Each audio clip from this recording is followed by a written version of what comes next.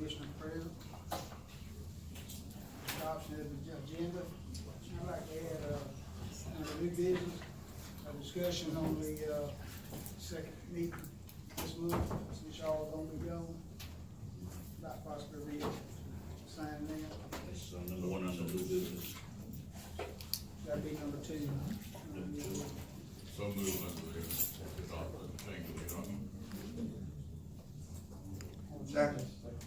Motion and second. Any further discussion? Mr. Chairman, push number one. Discussion of tax levy.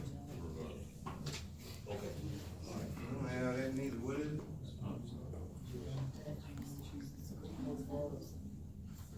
They sent you Yeah, I gotta make it.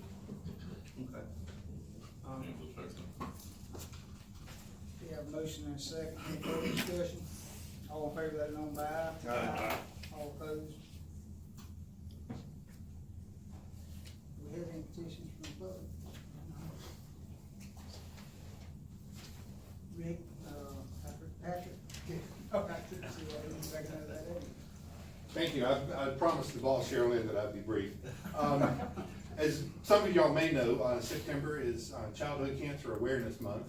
And, you know, in recognition of that, the Madison County High School Cowboys have joined up with St. Jude Children's Research Hospital to participate in Touchdowns Against Cancer this month.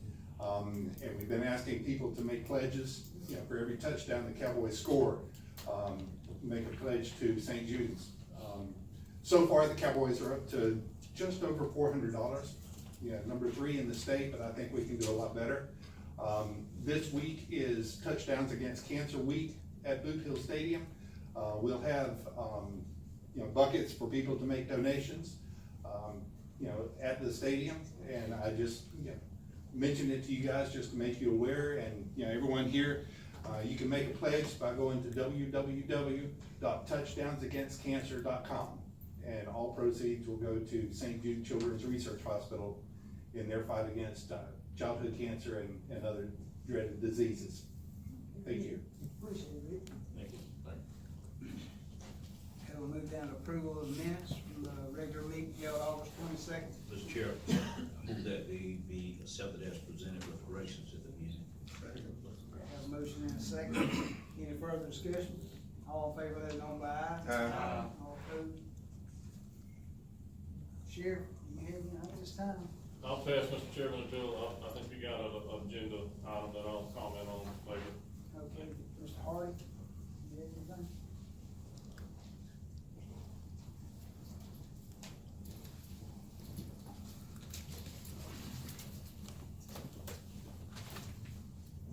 Morning. Morning. I wanna start off by saying, one Saturday I came up here to weed eat the alley, because of, we got easement in there now. And, somebody had sprayed it, and so after doing some research to find out, digging in to find out who did it, Brian Kaufman did it. And he came in on a Saturday and did it, and I wanna publicly thank him for doing that. I don't know many county coordinators that would do that. So anyway, you know, after every election, we come in and I take numbers and how things are. We only had a 37.8% turnout. If you look at across the state, as low as that is, we were number 8 on turnout. So there was that many counties behind us that had a lower turnout than we did. Of that, typically, early voting is over 50%. This time, early voting was only 32%, so we had a flip. And at the polls was 53%. Absentee ballots was 15%. We mailed out 958 absentee ballots, and 567 came back in. So just some numbers there. I want to also thank Tommy Reeves. He's going to do, 2 years ago, he did a thing on the amendments, where it's a neutral, and just go through the amendments and what they mean. Saying that, we just got a notification yesterday that Amendment 8's not on the ballot. Amendments 7, 9, and 11 are in appeals court right now. So, and I come in here and I say that because I know they can get out, you know, y'all can spread the word too.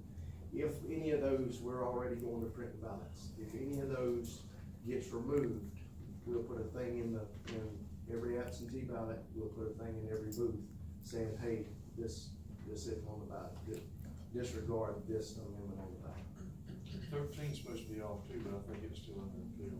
Yeah, they had, I'm just telling you the ones they notified us on.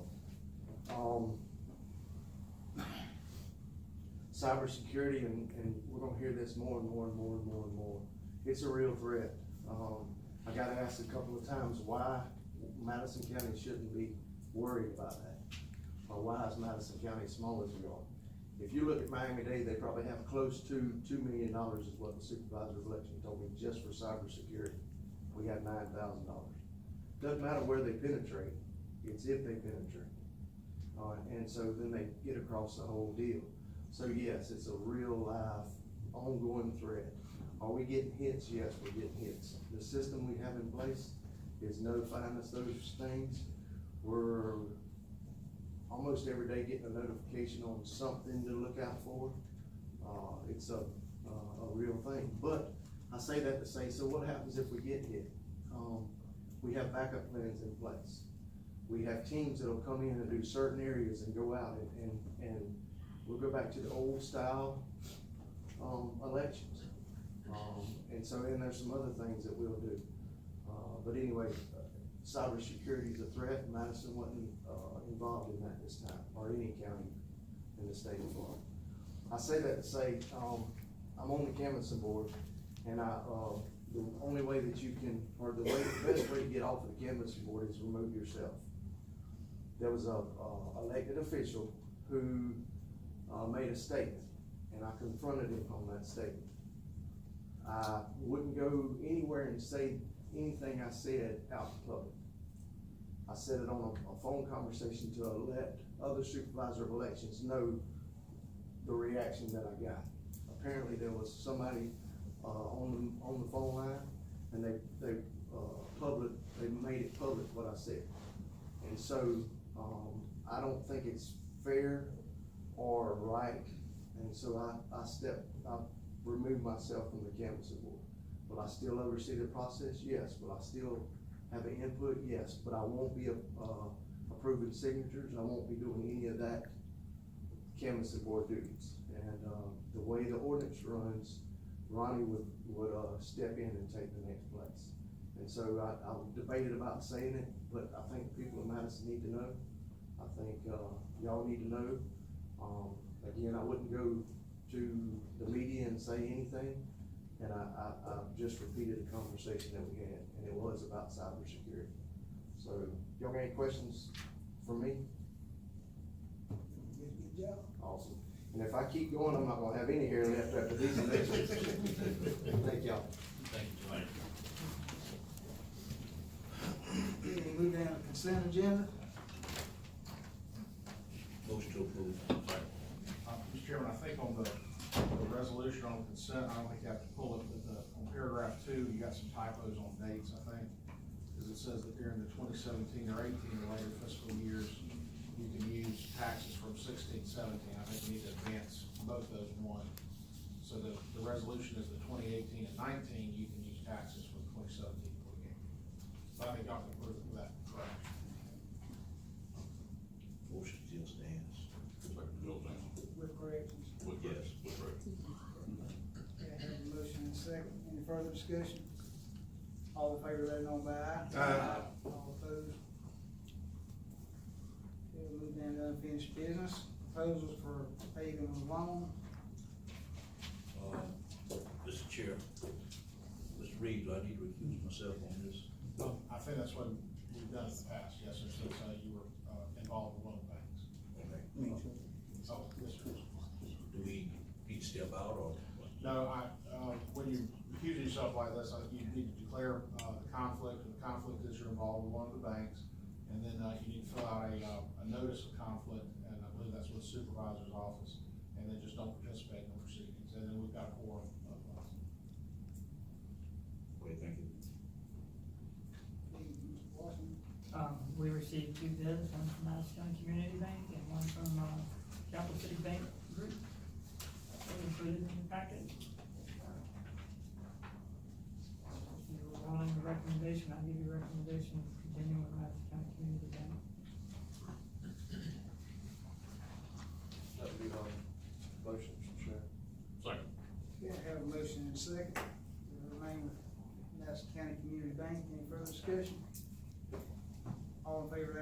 aye. Aye. All opposed? Okay.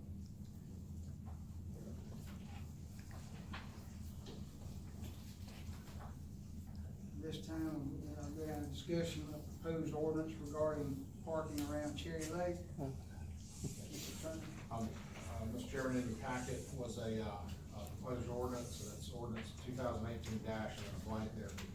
You all have not authorized it to be advertised. This isn't a public hearing where you can vote on it. This is just to discuss it, and y'all tell me if you want to advertise it or if you want to make some changes before you advertise. The ordinance deals with two issues. The first issue was what the board had some concerns about parking on Cherry Lake Circle in the part that goes around Cherry Lake. The other is parking at the facility owned by the county, the Cherry Lake Beach. And so, we've got on number 3, and actually, where we're gonna start with the meat of it is on the end of page 4, beginning of page 5. And the ordinance establishes what are called no parking roads. And, of course, the regular, the Florida law, without an ordinance at all, provides that, that if you're on the right-of-way of roads, you can pull off on the right-of-way of roads, provided they're not limited access, provided they're not interstate and all that. And then if your car stays there too long, it can be towed, but it doesn't necessarily provide for a parking ticket. So what this provision says is that in 3.1, I'm at the top of page 5, the following county roads are hereby established no parking roads. And so the first one is that portion of Cherry Lake Circle, which encircles Cherry Lake. This means all of Cherry Lake Circle except the portion of Cherry Lake Circle which runs from its intersection with North State Road 53 to Cherry Lake Circle's intersection with itself, so where it comes back around and meets itself. So at the circle part is what it is, not the part running back to State Road 53. And then 3.1.2 is all of public boat ramp road, which is the road that goes from Cherry Lake Circle to the beach. Now, and then on 3.2, no person shall park a vehicle, whether occupied or not, on any part of a no parking road except, and then this gives the exceptions, in compliance with directions of a law officer. So if somebody got in a wreck and the deputy or the trooper said, hey, pull over here, that's what they would do. Temporarily, when necessary to avoid conflict or other traffic. 3.2.3, temporarily for the purpose of and while actually engaged in loading or unloading merchandise and passengers. The county shall place and maintain official signs which conform to the manual and specifications of Florida DOT upon all no parking roads advising the public status thereof. Now that's from the statute that says what we have to do. We have to place those signs in conformance with DOT manual.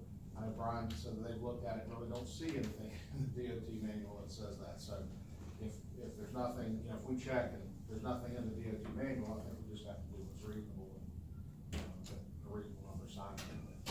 So now that's dealing with the parking on the roads, on the side of the roads. The next one, number 4, is enforced parking periods.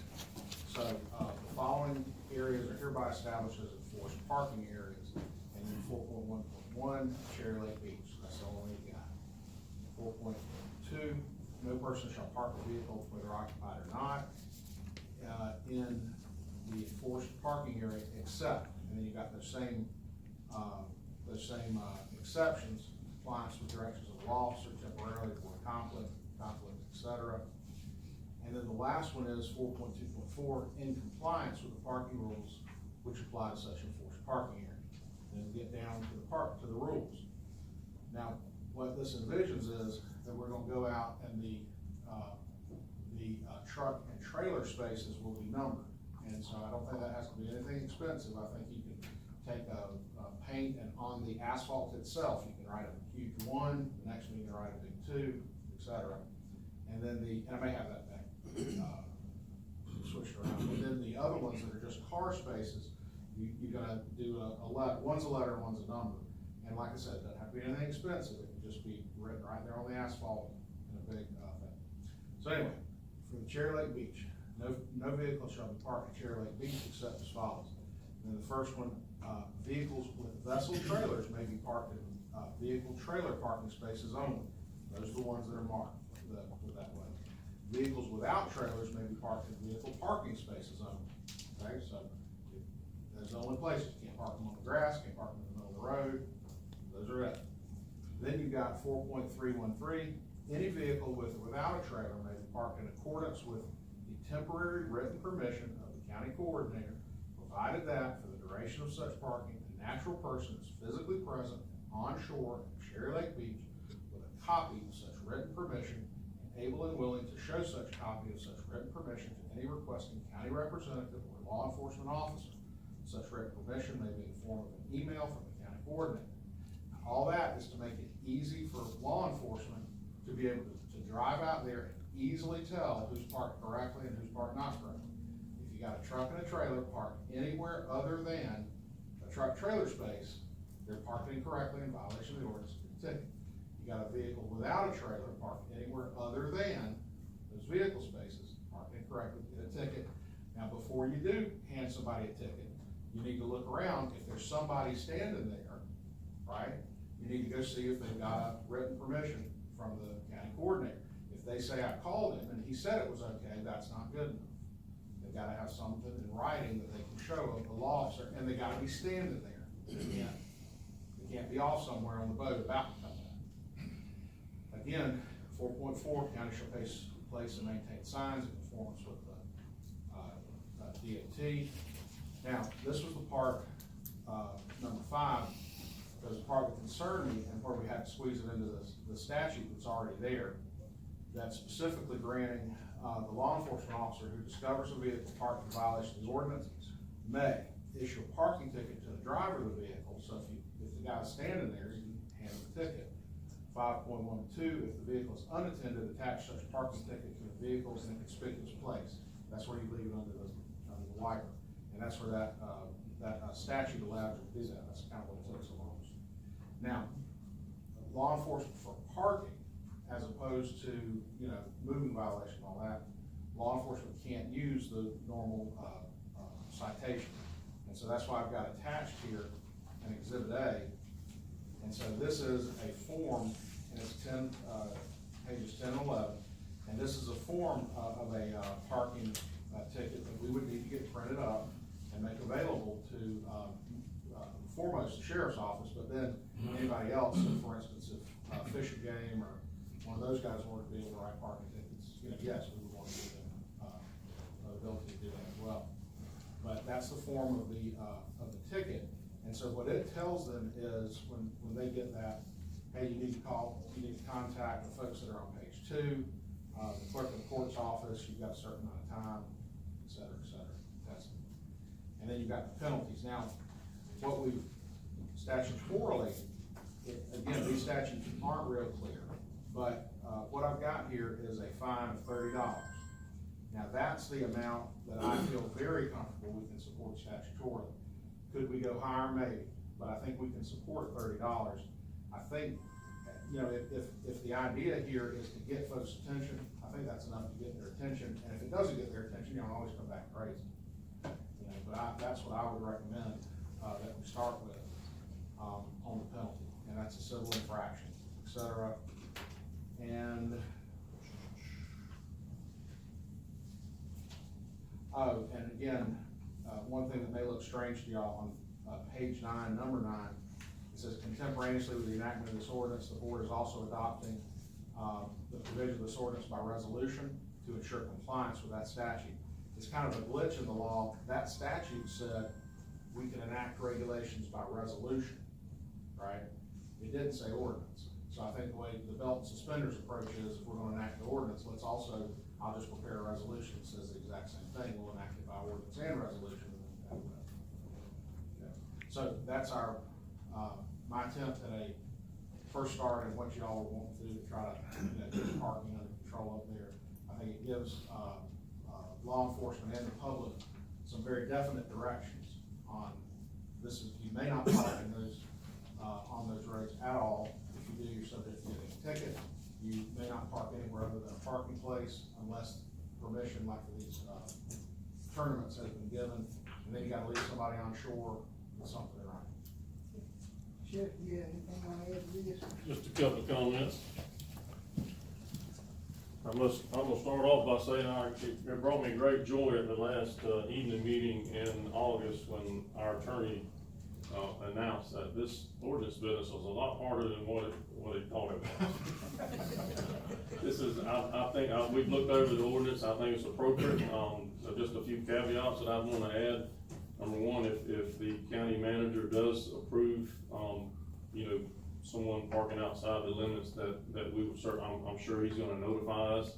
We wanna work out some format for that, so that that's assured, so in case the person, and to clarify on that, the person that we requested, in regards to a bass club getting a permit and there being multiple vehicles there on special occasions, that person would be there because all those guys are gonna be out on the water. The point of that was that we wanted to avoid somebody else just whipping in there and seeing all, and parking and getting in the mix and not being part of the permitted people that are supposed to be there. I know there was a lot of talk originally about towing vehicles, and, that's been moved away from, and I agree with you that I think we should try this. If it's effective, then we're good to go, but if it's not effective and there's still issues, that the board would be willing to address this again in the future to maybe add, to ramp up the penalty. And finally, I guess one last clarification, in the penalty phase there, it does give an allowance for someone if they don't agree with the citation or the parking ticket to appear before the judge. Absolutely. And that would be one question or maybe one clarification in that event, because normally the judge expects whatever officer issued the citation to be present, and we would. Or is the county is there gonna be a designated, a retained attorney to represent the county in those events, or do you think that's even gonna be necessary? My recommendation would be to, let me represent the county in those, at least at the beginning while we're getting this done. I think just like the traffic tickets, once we get in the process of it and it gets to be routine, I think it can probably be handled like traffic tickets, but at least here for the first year or so, let me represent